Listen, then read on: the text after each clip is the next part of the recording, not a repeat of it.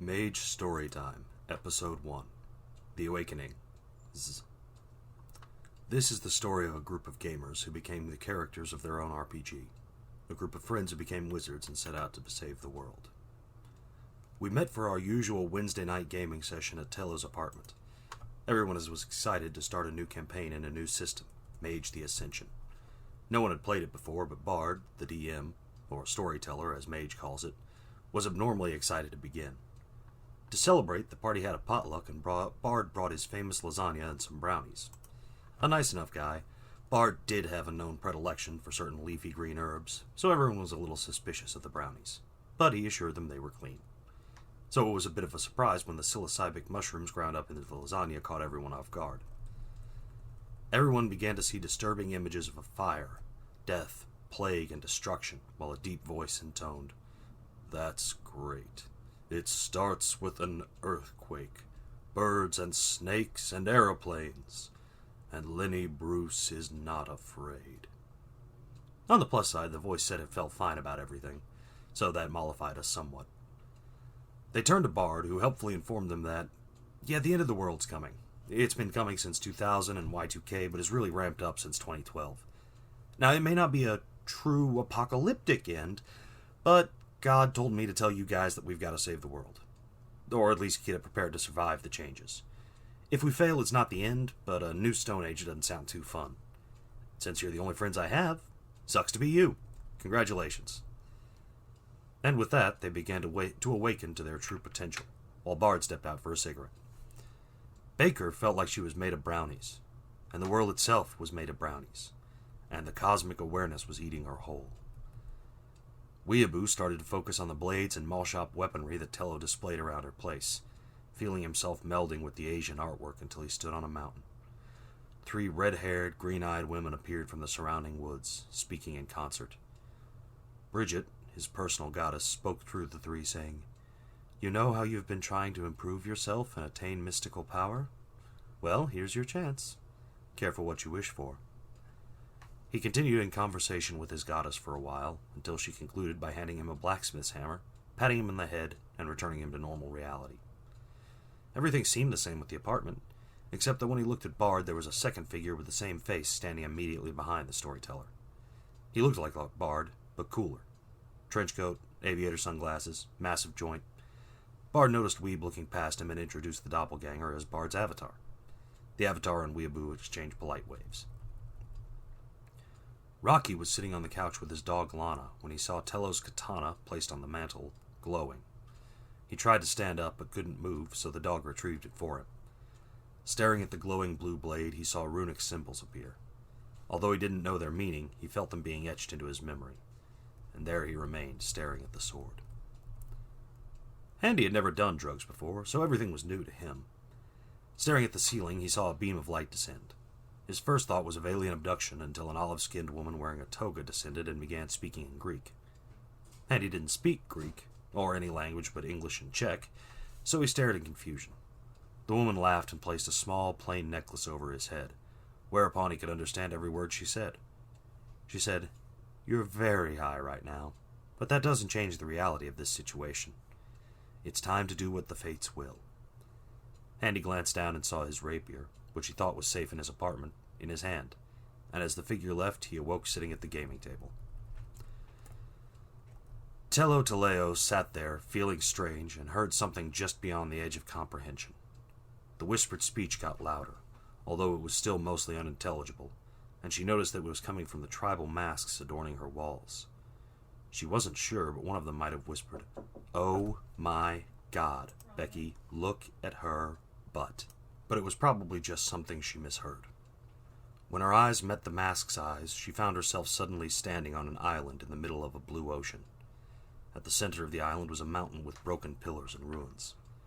As she walked the path going up the mountain, she recognized the place as a mind palace she had created as a precocious teenager. With another step, she found herself in yet another place, with giant shapes shifting and reaching from the shadows. She recognized them as dangerous, powerful spirits and took a frightened step back. Whereupon she was back in her apartment. Critical found himself standing in a vast, infinite field of pure white, with the toll of bells in the distance. Confused, he started running, which accomplished nothing. Finally, he just laid down and gave up, allowing the experience to wash over him, whereupon he was back in the apartment. Finally, Alwi de Actionis traveled to the future and saw the total destruction and post-apocalyptic nightmare that was the world. Right as the panic and terror started to hit him, however, he felt time contract and begin to move backwards, dragging him into the past. Unable to control it, time jerked backwards all the way to the beginning, where the big bang slammed him forward to the present. Bard. Sorry for the rude awakening. Spiking food like that's bad drug etiquette, but we don't have time to pussyfoot around. As you've seen, the world is ending, and it's up to us to do something about it. Baker. So what do we do? Bard. For now, sit around and wait for something to happen, I guess. Handy. Well, the world has been ending for a while, so it'll probably be okay for another week or two. Bard. True. And like I said, the end of the world is kind of like death in the tarot. It's about change more than endings. So you might think of the change and dramatic catastrophe as birth pangs. Aoi. Is the world exploding or just humanity? Just humanity. The cockroaches on Earth will be fine no matter what. Finally, an exasperated weeb said, Okay, I'm sorry, but does anyone else see the dude standing behind Bard who looks just like him? Or is that just me? There were yeps all around. Bard turned around to look and the image waved. Oh good, y'all could see him too. That means I'm not crazy. In this specific instance. That's my avatar. Y'all have one too, though it may not look like you. Tello finally said, Okay, I could really use an explanation about this whole thing. So it's like this. Reality isn't as real as people think. It's a network of illusion built on a frame of common belief or consensus. Money's a great example. $1 is literally worth as much as a funky piece of paper. It only has greater value because society as a whole agrees to the communal lie that it's worth something. Reality's like that, built on a consensus of belief. If you know that, you can start to change it somewhat. So, we're orcs from 40K? Basically, yeah. I mean, if you know how reality works, you can change it through your avatar, your soul link to a higher reality. You can see mine because he's a show-off, but we all have one. Looking around, Alwi noticed an angel and demon standing on his shoulder that waved cheerfully. Weeb, on the other hand, deciding to practice his newfound magical powers, sunk into a martial arts stance and started trying to channel chi, and had some success forming balls of energy, which surprised everyone present. Yeah, Bard said. Once you accept that reality's an illusion, you can do pretty much anything. It's kind of like when we were kids playing make-believe. And as it turns out, this game called Mage is actually full of real magic, and the details of reality all disguised as a role-playing game. As the conversation and explanation went on, each of the newly awakened mages began trying to experiment with their magic. In Alwi's case, he tried to use time magic to rewind things back to before the lasagna was eaten, so he could eat more and trip again. We helpfully pointed out that he could just get seconds, and there was plenty left, but Alwi was having disgusting fun with his magic, so we left him to it. He actually succeeded in mostly restoring it. The flavor was fine, even if it looked pre-chewed. Tello transmogrified it into a block of wood before he could take more than a single bite. Then Handy tried to shoot lasers out of his eyes to burn it, because why not? The power to rewrite the very lines of reality, and this is how the party uses it. Tello asked, So, if Mage is real, does that mean we're about to be hunted down by this technocracy I see and forced into an indoctrination camp? At the words indoctrination camp, both Weeb and the magic chi dragon he had summoned to curl around his arm jerked their heads up. Probably, but I don't really know. I mean, till I awakened a little while ago, I thought the book was fiction, so it's kind of hard to tell what's real and what's not. But I don't think they'll spontaneously identify us and attack. So as long as we keep our heads down, we should be good. I hope. We kept talking about the end of the world and how it would interact with magic. Unfortunately, Bard said that while he knew the world was ending and that they had to save it, he had no further information about timetables or what specifically to do, leaving the party in a reactionary state.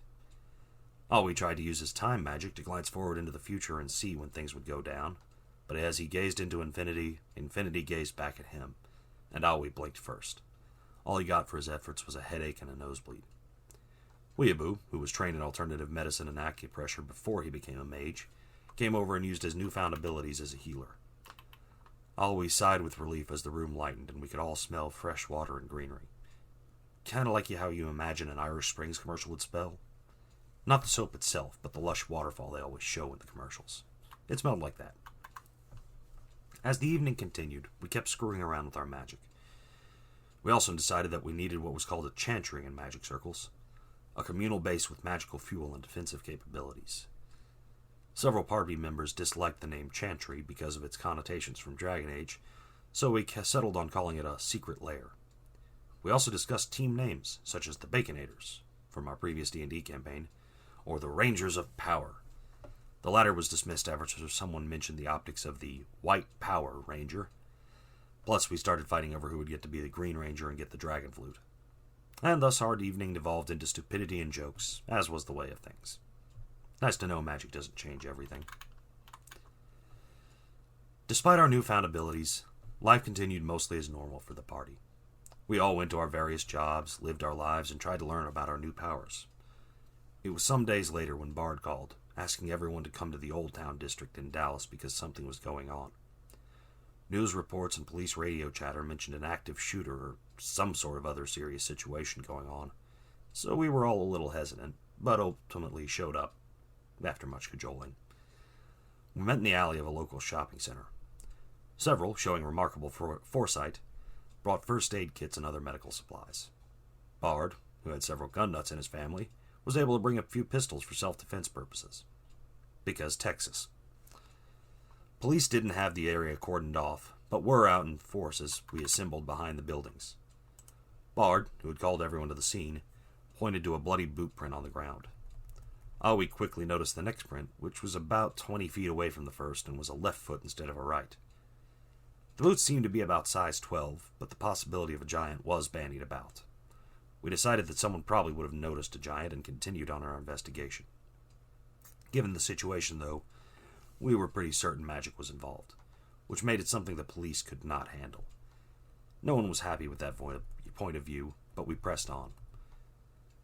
We followed the prints through the alleyway where they continued onto the tree-lined avenues that surrounded a series of apartment complexes established around a centralized park space.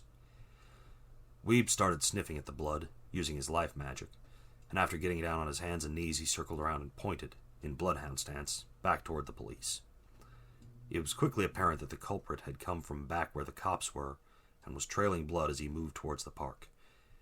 Concerned that the culprit was getting away, based on his enormous stride, Alwi used his time abilities to speed up the investigative process, and we continued into the wooded enclave.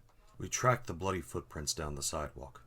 Sometimes they were dozens of feet apart, sometimes they walked around like a normal person, but we ignored our misgivings and continued until we found the body. Some of us noticed that first, while the more magically minded, or those who were used to seeing weird things at least, began to notice the screws. For some reason, they began to feel like the trees and buildings were bolted on, like flat set pieces.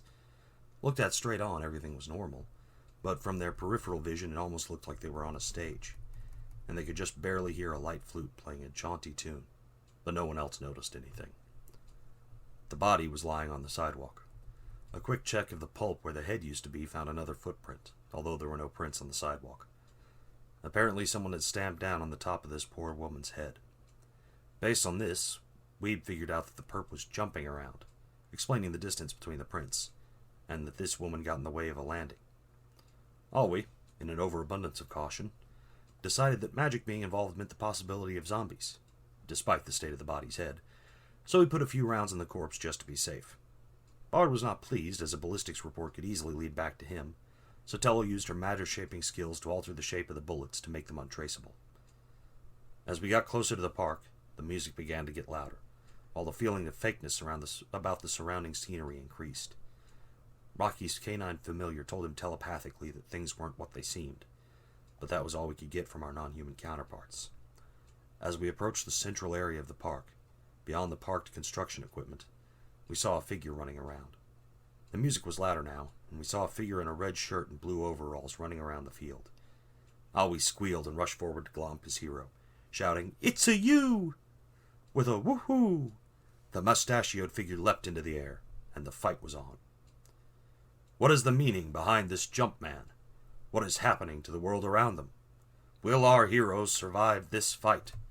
Find out in the next Mage Storytime.